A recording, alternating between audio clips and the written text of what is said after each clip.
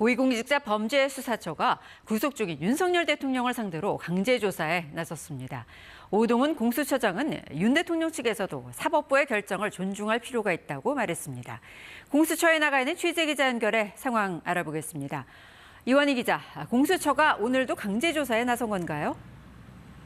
네, 그렇습니다. 공수처 차량이 오전 10시 20분쯤 윤 대통령이 있는 서울 구치소에 도착하는 모습을 저희 취재진이 확인했습니다.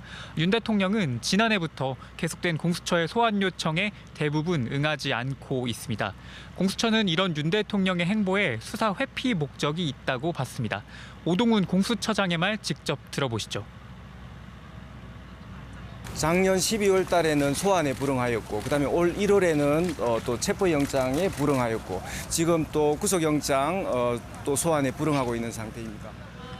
다만 구치소에 구금된 윤 대통령을 공수처로 데려오는 강제 구인을 할지 혹은 수사관들이 직접 구치소 현장에서 윤 대통령을 조사하게 될지는 명확하게 알려지지 않았습니다. 공수처는 어제 서울구치소에 협조 공문을 보내 구치소 안에 조사실을 마련해둔 상태입니다. 윤 대통령 측은 공수처의 수사가 불법이라는 기존 입장을 고수하고 있습니다. 공수처가 강제 구인에 성공하더라도 윤 대통령이 계속 묵비권을 행사할 경우 실효성이 떨어진다는 지적이 나오는 배경입니다.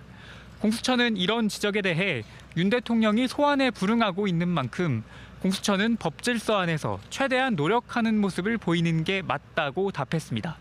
공수처는 1차 구속기한 만료 시점을 오는 28일로 보고 있습니다. 그 전에 검찰에 사건을 넘길 수 있도록 노력하겠다는 입장입니다. 공수처가 대통령실 압수수색에 나섰다는 소식도 들어왔죠.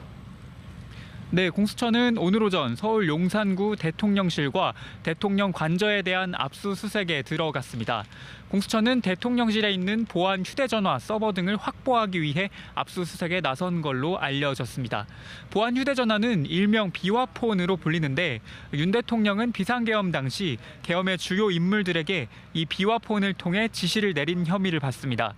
윤 대통령에 대한 대면 조사가 계속 가로막히는 상황에서 공수처가 다른 물증도 확보하려는 시도로 풀이됩니다. 다만 실제로 압수수색이 이뤄질 수 있을지는 지켜봐야 합니다.